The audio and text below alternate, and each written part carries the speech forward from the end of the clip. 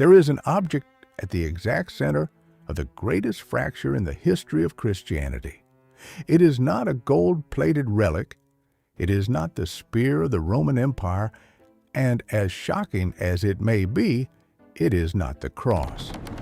It is a simple piece of bread, a rustic dough without a drop of yeast, identical to the one with which any Jewish family survived in the first century. On the night of Nisan 14th, in the year 33, Jesus took this bread in his hand, looked at the 12 men around the table, and uttered a phrase that no rabbi had dared to say in 500 years of strict tradition. They were just a few words, but they sounded like pure blasphemy to half the room, a real theological punch to the gut for anyone standing there. That instant fragmented the Christian world in a way that was never fixed again. A severe dispute that spans millennia and reaches us today. And the fight, interestingly enough, is not about who Jesus was, but about what that ordinary piece of dough became the exact second his fingers broke it in half. To understand the weight of this crack, you must first transport yourself to the exact setting where the fuse was lit. Go back in time with me. We are in Jerusalem on the fateful day of Nisan 14th in the year 33 AD. The city, which was normally already a pressure cooker, was now boiling over. Imagine a sea of people, about 200,000 pilgrims squeezed through those narrow, dusty streets, all there for the exact same reason. The smell of roasted meat and smoke hung heavily in the air. The imposing temple of Herod operated day and night at an almost industrial pace, like a gigantic sacred slaughterhouse to handle so many sacrifices. It was the Jewish Passover, the most visceral and intense time of the calendar. Far from the chaos of the streets, in the silence of the upper room of a simple house, a meal was about to take place. But mind you, the Seder, the Jewish Passover meal, was not the kind of dinner where people simply sat down, made small talk, and ate until they couldn't anymore. It was something taken with extreme seriousness. There was an ironclad script there, a living historical document over 15 centuries old. Every object on that table, every gesture of the one serving, every whispered word had a meaning carved in stone, totally immutable. You didn't improvise on Passover night. There was no room for creativity on top of something so sacred. And right in the center of that choreographed table was the main element, the unleavened bread, the famous matzah. If you look at it with today's eyes, you'll think it's just a dry carb. But to the mind of a first-century Jew, that wasn't food, it was physical theology. It was the memory of an entire nation compressed into a rough, tasteless piece of dough. To eat that bread was to relive Egypt. It was to chew on the rush of the escape, where there wasn't even time for the dough to rise in the bowl. It was the heaviest and most revered object of that people's identity. And this is exactly where the story goes off the rails, and our plot takes a turn no one expected. Jesus didn't invent a new ritual from scratch that night. He didn't pull a magic object from under his tunic. What he did was much deeper and, in the eyes of some, dangerous. He took precisely the matzah, the historical anchor of the religion, the most meaning-laden object on the table, and opened his mouth. He pronounced a short, direct phrase over that bread that no, and I repeat, no, rabbi in 1,500 years had ever had the audacity to say. A reinterpretation so drastic that it hit the apostles' ears like thunder. And this silent division that started right there in that lamp-lit room generated a seismic shift that was never fully resolved. Before we dive deep into this phrase that cut history in half and understand why the Christian world fights over it to this day, do your part so this knowledge reaches more people. Leave a like on this video, subscribe to the channel here so you don't miss our next documentaries, and leave an amen in the comments so we know you are following this journey with us. To understand the absolute weight of what was about to happen at that table, we first need to forget our modern relationship with food. When you or I stop by the bakery today to buy a roll, we do it simply to kill our hunger in the afternoon. But for a first-century Jew surviving under the oppressive boot of the Roman Empire, the matzah, that flat, rigid, unleavened bread, was far from being a little snack. To those folks, it wasn't even food in the practical sense of the word. It was a direct portal through time. It was the memory of a whole nation transformed into something physical, tactile. When a guy looked at that piece of rustic cracked dough in the center of the table, he wasn't looking at dinner. He saw 1,500 years of a brutal history of blood, sweat, and rescue, all squeezed into a sacred object. That bread functioned as Israel's ID card, the undeniable proof of the Exodus book's truth, and every tiny detail of its preparation possessed a custom-made theological engineering to keep anyone's mind from wandering. The rule was clear and brutal. The dough could not contain a single drop of yeast. It wasn't a culinary preference, it was pure history. The ancestral records nailed down that on the night of the great escape from Egypt, the clock was the worst enemy. No one there had the luxury to sit and wait for the dough to rest and rise while Pharaoh's war chariots armed themselves for a massacre.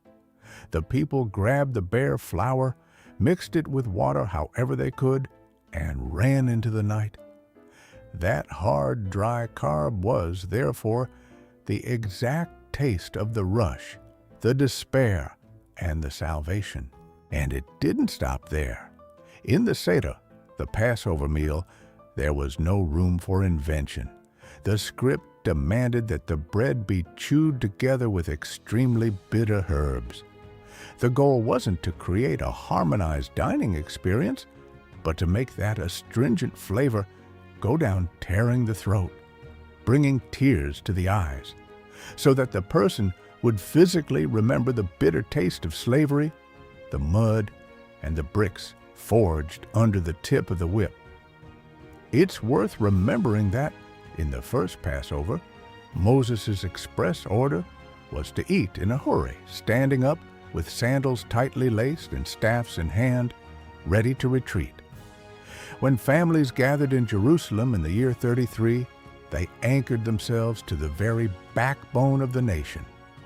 To any individual there, the unleavened bread was the most identity-loaded object in existence. The soul of Israel was literally baked and exposed right in front of them. Understanding this ironclad rigor is vital to grasp the madness of what was to follow. Think about it. In over 15 centuries of existence, thousands of brilliant rabbis, masters of the law, and prophets of absolute weight had passed through Jewish history. Men who debated and scrutinized every single comma of the scriptures, and yet none of them, absolutely none, had the nerve to alter or redirect the meaning of that piece of bread. The rule was non-negotiable and closed. The matzah pointed exclusively backward. It was a theological compass with its needle eternally locked on the past. It pointed to the scorching sands of Egypt, to the roar of the Red Sea parting, and to the liberation. It was a closed, untouchable, and definitive monument to the memory of those who came before. And it is exactly because of this reinforced concrete wall, this tradition considered immutable, that the next act changes the course of the planet. What Jesus would do in the following minutes with that bread in his hands was not just an illustrative act, a pretty parable, or a poetic metaphor to end the night well. It was a frontal rupture. It was a sword strike delivered over 1,500 years of a rigid script, the spark of a silent revolution that would tear down everything those men knew, making way for the most enduring and fierce dispute the spiritual world has ever witnessed. Think of the almost palpable silence that must have taken over that upper room. The millennial Seder script was clear and said exactly what the master of the meal should speak. The 12 men sitting there already knew the traditional blessing by heart, the exact same one their fathers and grandfathers had recited for generations without changing a single syllable. But Jesus cuts the protocol with surgical precision. He breaks the bread with those calloused hands, looks deep into the eyes of that dozen apprehensive disciples, and drops a phrase of devastating impact. Take, eat, this is my body. In English, in our modern translation, the phrase already hits hard. But if you dive into the original Aramaic that echoed off those walls, that rustic and direct language from the streets of Galilee, the whole thing takes on infinitely heavier contours. In Aramaic, the grammatical structure left no loophole for the softness of a distant figure of speech. It didn't sound like an elegant, "Look here, this serves to symbolize my journey." The expression carried a visceral realism, a literal identification. Stop and think. To a Jew trained from the cradle in the strict law against the consumption of blood and in the absolute separation between the Creator and common matter, that didn't sound like poetry. It sounded like pure heresy. A theological stone thrown right at the main course, and here comes a phenomenal behind-the-scenes detail that totally changes our reading of the scene. Those guys weren't freshmen hearing this kind of talk for the first time. The penny had already started to drop in a traumatic way for them a few months earlier. The Gospel of John, over in chapter 6, documents an episode that explains the true tension level at that table. Sometime before, in the city of Capernaum, Jesus had delivered a completely bewildering public speech. He said to the face of a crowd that he was the bread of life, and that whoever did not eat his flesh would have no part with him. The practical result of this? An authentic public relations disaster. The record points out that a good chunk of his own followers found the speech bizarre, swallowed hard, turned their backs, and walked away. They jumped ship because the idea was unpalatable for the religious taste. Jesus even asked the apostles if they wanted to leave too. They stayed, but they harbored that tension. Therefore, when Jesus takes the most sacred bread of Passover and resurrects that concept in a physical way, they knew he wasn't playing with metaphors. They knew firsthand the damage of that subject. And now, the ticking time bomb was armed inside the house. In the exact millisecond that phrase crossed the room, an unprecedented revolution happened. The needle of that millennial Passover compass, which for 15 centuries pointed firmly backwards to the scorching sand of Egypt and the Pharaoh's whip, spun violently and locked onto the present. The bread stopped being a nostalgic monument to a liberation of the past and became the living presence of the sacrifice that would happen the next morning on Golgotha. Jesus, with an audacity that borders on the indescribable, hijacked the theology of his nation's most untouchable object. He took Moses and the Pharaoh out of the narrative and placed himself right at the center. It is precisely at this crucial point that the history of Christianity earns its deepest scar. If you open the history textbooks, most will tell you that the church truly split in the Great Schism of 1054, or in the Reformation of 1517. But the naked truth is that the fracture didn't start in medieval offices. It started in that stuffy room in Jerusalem, fueled by that phrase over that common bread. It was there that the seed of a fierce theological dispute was planted, one the Christian world was never able to heal. I'll take a quick pause here. If you want to tie all these epic events together and understand God's script as a continuous movie without getting lost in out-of-order dates, I left a fantastic recommendation in the first pinned comment. Check out the ebook, The Bible in Chronological Order, from Genesis to Revelation.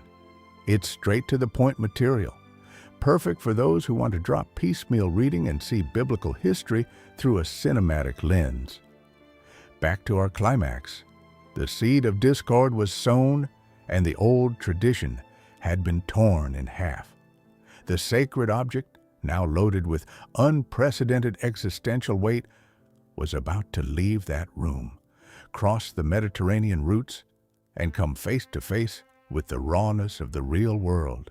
And, as we are going to see now, in its first great trial by fire, this bread was almost corroded from the inside, sunk by the hands of those who should have protected it.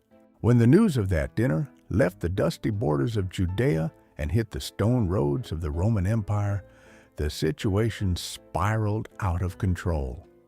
To understand the first great crisis of the bread, we need to take a leap in time and space.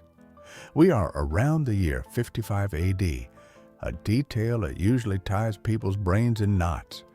At this exact moment, the official Gospels had not yet been written. The ink of history wasn't even on the paper yet, but a guy named Paul, who wasn't even in that room in Jerusalem, sits down to write an incredibly harsh letter to a turbulent community in the port city of Corinth, in Greece. And it is in this letter that we find the very first and oldest written record of the Last Supper in the history of humanity.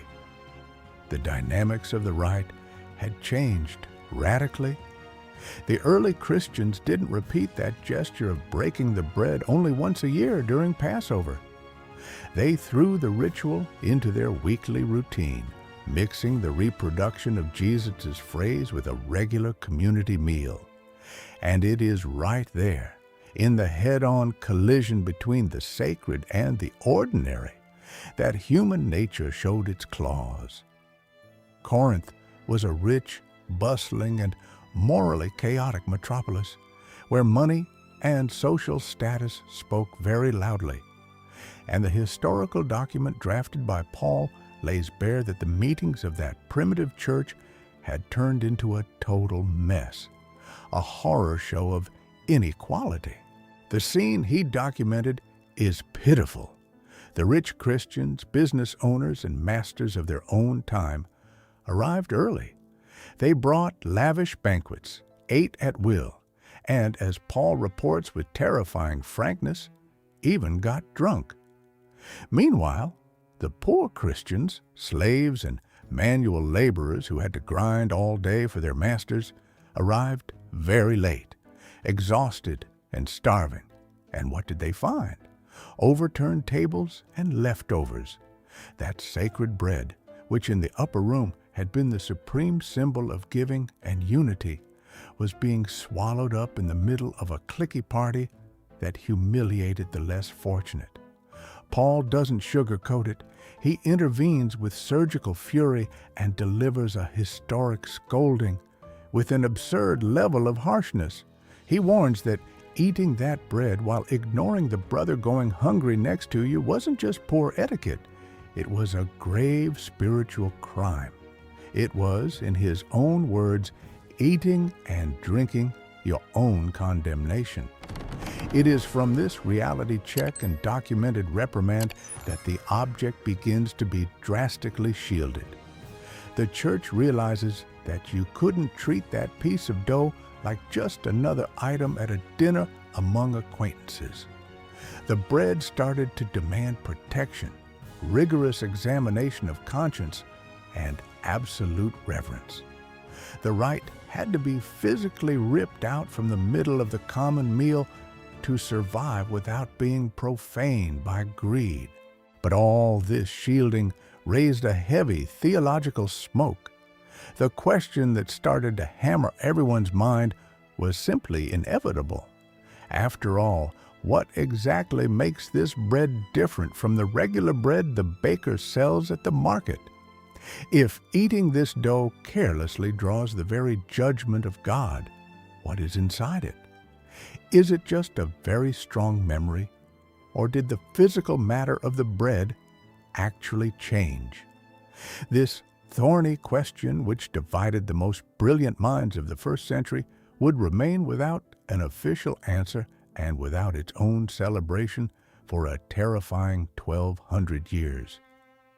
The mystery weathered the fall of the Roman Empire and the dark centuries of the Middle Ages, until a young orphan, locked in a convent in Belgium and without a drop of political influence, decided to pick a seemingly impossible fight. She put her foot down, saying that the Last Supper object deserved more than just cold debates.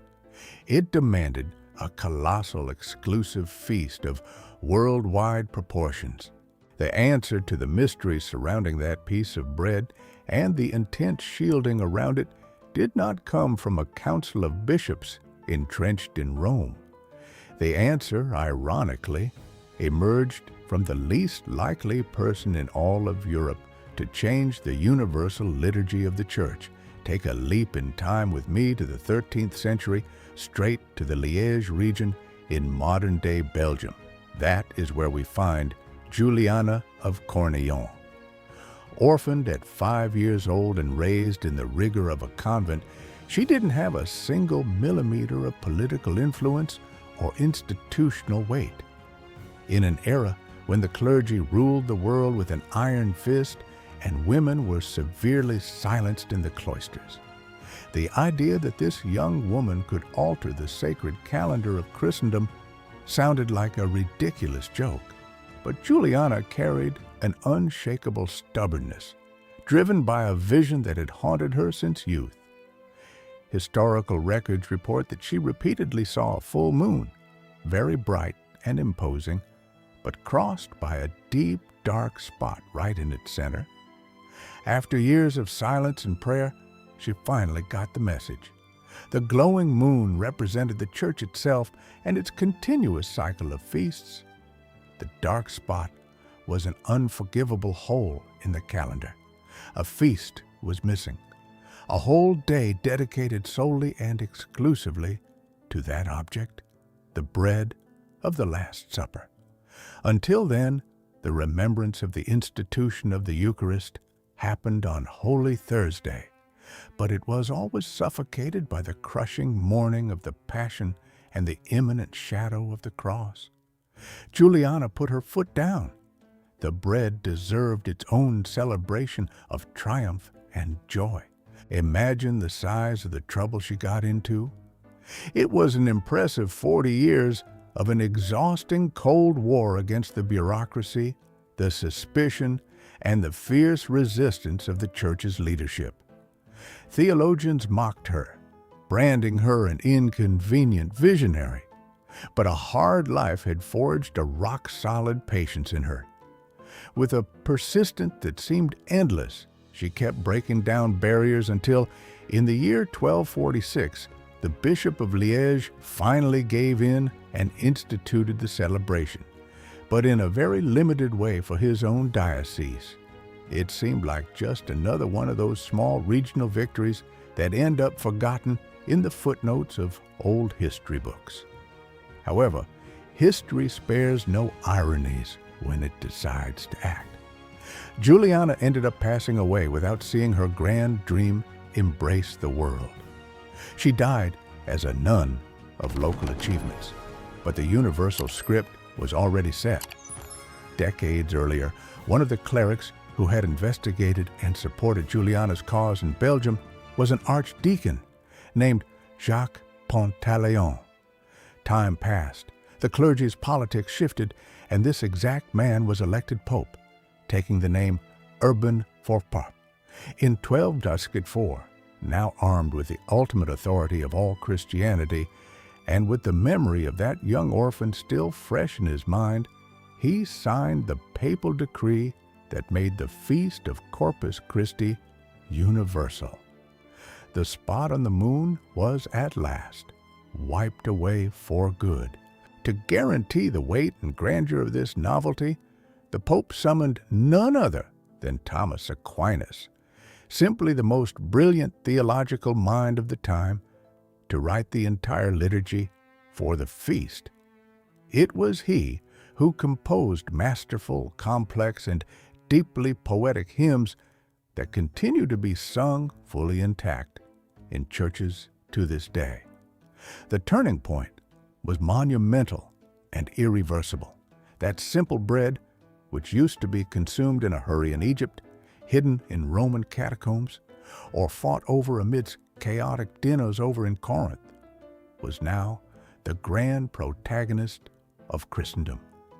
The object that Jesus broke with his own hands in the silence of a dusty room in Jerusalem began to be housed in solid gold reliquaries and carried in triumph through the streets, walking on colorful carpets amidst pharaonic processions. Juliana's victory seemed absolute, but while the bread paraded to applause through the streets of Europe, behind the scenes of the human intellect, the debate over what it actually was remained alive and was about to split the church in half in a way no procession could ever fix. The glory of the processions and solid gold reliquaries of Corpus Christi masked a wound that, in reality, never healed. The feast resolved the liturgy, but it came nowhere near resolving the central mystery. That silent disagreement, born in a stuffy room in Jerusalem, exploded centuries later and drew the fragmented religious map we have today. Think of the irony. 2 millennia have passed, empires have fallen, the world has turned upside down, but Christendom has never been able to agree on what actually happens on an altar. For the Catholic Church, the answer is literal. It is the doctrine of the real presence. In the Roman view, at the moment of consecration, that host ceases to be bread. The taste, texture, and color remain there, fooling the senses, but the essence of the object becomes, physically and absolutely, the very body of Christ. On the other side of history, the Protestant Reformation clashed head-on with this view. To Protestants, the weight of the ceremony lies in the memorial. The bread is a sacred symbol, a profound remembrance of the sacrifice. But there is no physical transformation. The divine presence acts in the faith of the one consuming it, not in the dough's molecules. The bread remains strictly bread. Orthodox Christians, meanwhile, prefer the path of awe. To the East, a real change occurs on the table, but trying to dissect the sacred with human logic is pure arrogance. It is a divine mystery, period. You don't explain it. You simply accept the unexplainable. Contemplate the scale of this story. 3 giant traditions read the same Bible, look at the exact same object, and debate the same phrase of Jesus. And still, they reach irreconcilable conclusions. The great division that the title of this video promised to reveal was not caused by wars of swords, land disputes, or the march of relentless armies. The biggest fracture in the history of Christianity, which separates churches to this day, comes down to a simple piece of unleavened dough and a phrase of just a few words. When the lamps in that Jerusalem upper room finally went out, Jesus did not leave behind a stone throne or a crown of gold. He didn't leave a heavily armed army to challenge the Roman legions, nor did he even leave a single parchment written by his own hand to guide the apostles. What he left was infinitely more fragile and, paradoxically, much more powerful. He left a simple gesture with a piece of bread, the most common, rudimentary, and ordinary object of that time, and nailed down the command that would echo through eternity. Do this in memory of me.